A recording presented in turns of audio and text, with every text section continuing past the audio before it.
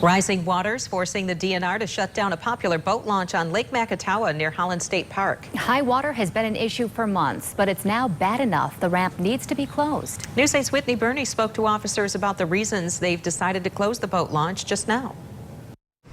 The boat launch here at Holland State Park is covered in several inches of water. The DNR tells me that this has been an ongoing issue for more than a year, but at this point it's become hazardous. Rising water at the lakeshore seems to be an uphill battle.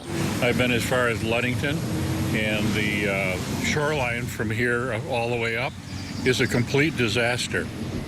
There's nothing but sandbags and crews out there working on seawalls and collapsed dunes. Alan Herring has lived in the Holland area since the 70s. He says the high water is impacting just about everything. In '86 it was high, not this high, but it was high like it is now.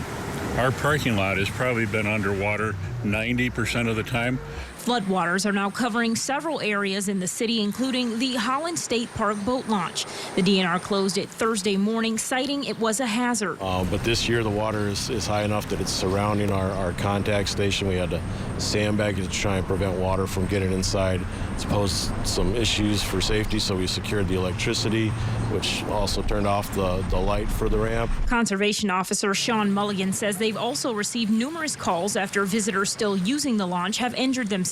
Considering what's been going on Lake Michigan, all these connected waterways are feeling the effect too. Again, last year it wasn't quite as bad, but obviously until these waters decide to go back down, it's going to be a problem for a lot of folks. The DNR says until water levels go down, boaters will have to use the access ramps at Dudden and Collin parks.